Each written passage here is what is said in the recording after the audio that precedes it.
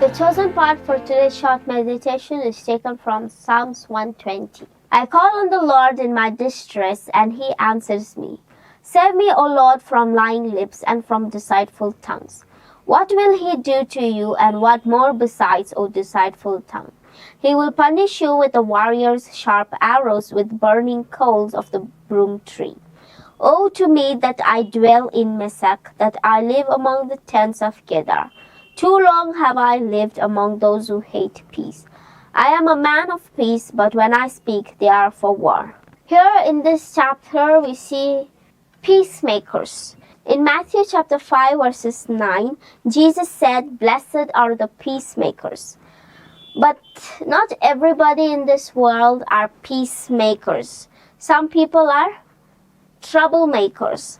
They enjoy making troubles, and sometimes we have to live or work with them as we live in this world. The same kind of situation even this psalmist is also facing. When he wrote this Psalms 120, we see in verse 1 and 2, he cries to the Lord in distress. And further, he continues to say in verse 6 to 7, he continues to say, "My soul has dwelt too long with one who hates peace. I am for peace, but when I speak, they are for war." Sounds like how the description of Jesus was when he was in this earth. It's like he was the Prince of Peace. We call him the Prince of Peace. And he came to this earth to bring peace. He brings peace in the hearts of people. We see Jesus came here not to make trouble, but to bring peace.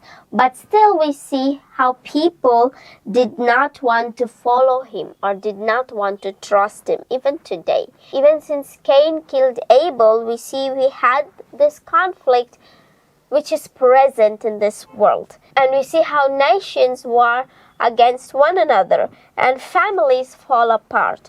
And we see even Christians don't get along with each other. Similarly, during those times, David went through the conflicts. Not only David, we see even Jesus went through the conflicts. Today, we also experience these conflicts. These conflicts and these troubles are always present in this earth, are always there. It's not just something that came today, but we see even in previous generations also. They had troubles, they had conflicts, and that is what this world is all about.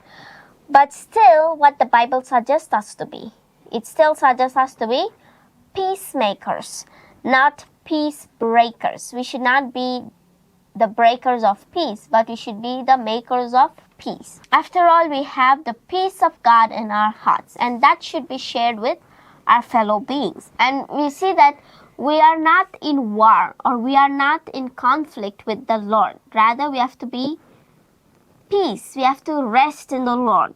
So wherever we are in peace with God, we see that that is being reflected to the people who are being unsaved, who are being in conflict, who are experiencing difficult situations in each and every day. And the psalmist says, "I am for peace." This literally in Hebrew, it literally means, I am peace, they are war. And each of us is either a battlefield or each of us are either a blessing, either a battlefield or blessing. So we need to choose what we are. Are we a blessing or we are a battlefield? Here we see the psalmist says he is for peace, not to break the peace. We see in today's world, some people come, enter a room, we feel at peace. Some people come, we'll feel like they come with a war.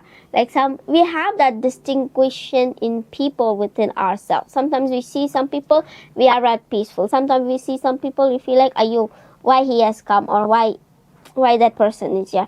Those conflicts shouldn't be there with us because we have peace of God in our heart. If we don't have it, then we are in everyday, day-to-day conflict within one another and within ourselves. In order to break this conflict within ourselves and within others, we need to ask God's help. As this psalmist asks help from God, similarly, we should also ask help from God to help us in this wicked, crooked, and conflicting world with people to be more promoting to peace and to be at peace and sharing our peace with them and not war.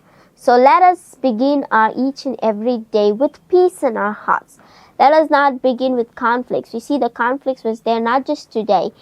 It is there for a long period of time. And it is us who can choose to be in conflict, or we can choose to be in peace. I would like to encourage us to choose the peace instead of conflicts. Nobody wants conflicts. Nobody wants war. Nobody wants distress. Rather, they want happiness. They want righteousness. And that comes through peace. And we need to share this peace with one another. So let us remind ourselves each and every day that we should be peacemakers, not the peace breakers. Amen.